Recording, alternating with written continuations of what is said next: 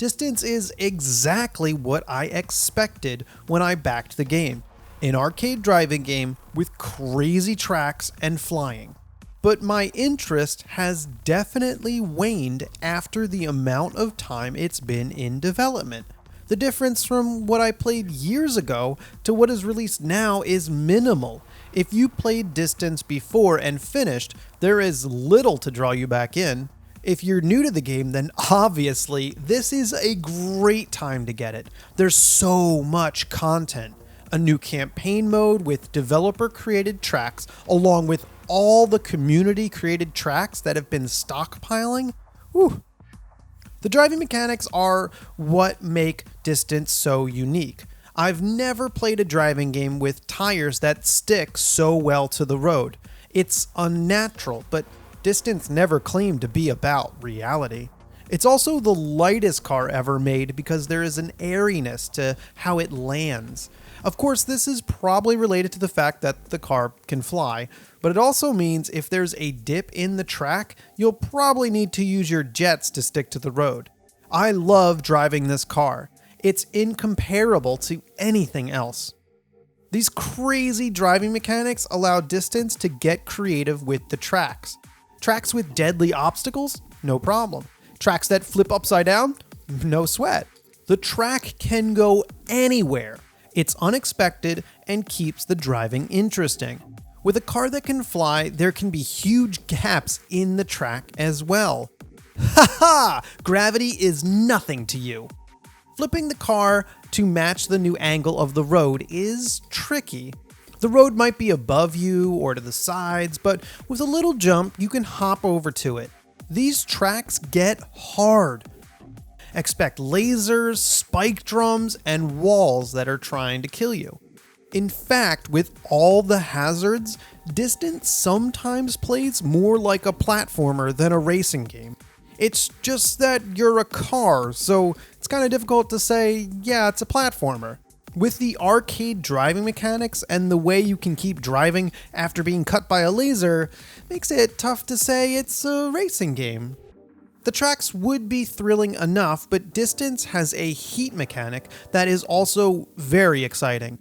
On the back of the car is the heat meter, and when it maxes out, the car explodes, of course. Boosting and flying generate heat, which makes sense and keeps you from flying everywhere. However, optimally, you would use the boost the entire track, and most of the time, you can make it to each checkpoint just barely before exploding.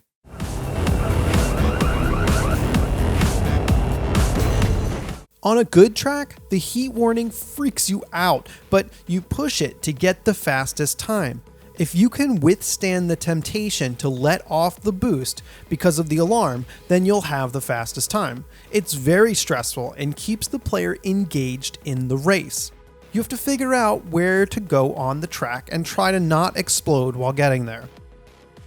As I mentioned before, the campaign is now complete. They actually delivered one full campaign of 16 tracks and a smaller secondary campaign with 9 tracks.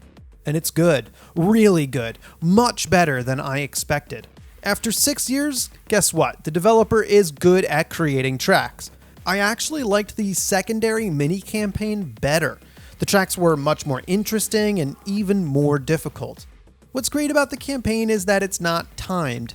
I enjoyed driving the tracks and just having fun with the mechanics. It's about 3 to 4 hours total for both. After that, Distance has more typical race modes. In Sprint, the goal is to get through the track as fast as possible. This mode has all the tracks from the campaign, but there are community tracks as well. If you wanted to top leaderboards, there is a ton of content here. Hell, even if you just wanted to try them all, it would take a long time. The community-created tracks have serious effort behind them too, so it's all good content. On all tracks, you'll see the top ghosts as you play, which is a feature I always like to see.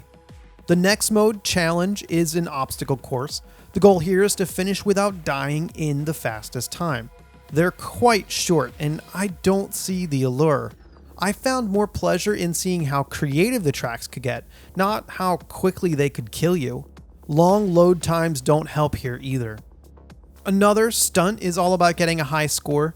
You're giving a huge bank of time and now you need to complete as many tricks as possible. It's in an arena and feels like Tony Hawk Pro Skater. Again, for me, this seems tacked on. I don't mind it's here, but the racing is really where the game shines. So don't expect to get much mileage out of stunt. The final mode is Trackmogrify, where you enter random characters to generate a random track, the entire thing. It's okay, and I wonder how long that could be interesting. The tracks it generates are fairly straightforward and don't have any of the awesome layouts of the human-created ones. I guess how could they? Oh yeah, keep in mind, there is a local and online multiplayer. I did check out the online and it works well, but you're not actually racing against other cars. You can only see an outline of them, which is unfortunate, and it's like the ghosts. Also, I don't expect to see a high population of players, let's be honest here. One of my favorite elements of Distance is the HUD. There isn't one, I'm sure you've noticed. All relevant information is fit to the car. It makes the game look so good and keeps the screen clean and free of clutter. Another new feature is the ability to customize the car. This is a feature I didn't even know I wanted so bad. All the colors on the car can be customized, and it seems like there are even different models of cars. I have 2 so far. People don't all have the same color car in real life, so this customization is welcomed. As you probably already guessed, there is a track editor right in the game. It's been there from the beginning and is the same tool the developers use to build tracks. This is probably the biggest selling point for Distance because all the replayability is here. I can see playing a bit now, then coming back in a few months and seeing what new content has been created for the game. While I can't guess the future, I expect players will keep creating tracks, at least for a bit. Overall, I still really like Distance. I've liked it since I backed it on Kickstarter, and I think it's one of the most unique games I've ever played. But it's not going to be for everybody. Keep in mind, this is the least traditional racing game. The wacky tracks and easygoing physics can lead to some weird crap happening. Sometimes you'll slide on the roof of the car over the finish line. Driving with half your car missing from a laser isn't uncommon, and sometimes you're just going to be a little lost.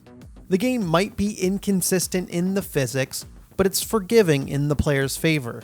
I'm more than happy to overlook these small issues and enjoy the tracks. In some way, the uncertainty makes it more appealing to me. Also, there's so much content here, it's crazy. The community created tracks are a big part of that. I do expect more tracks as the game ages. I recommend this to gamers who want a vehicular platformer. I know that sounds nuts, but it works.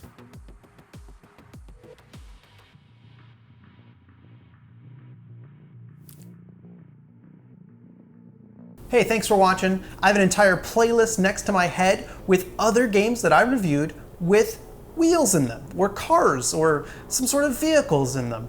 Check it out. You might find something else you're interested in.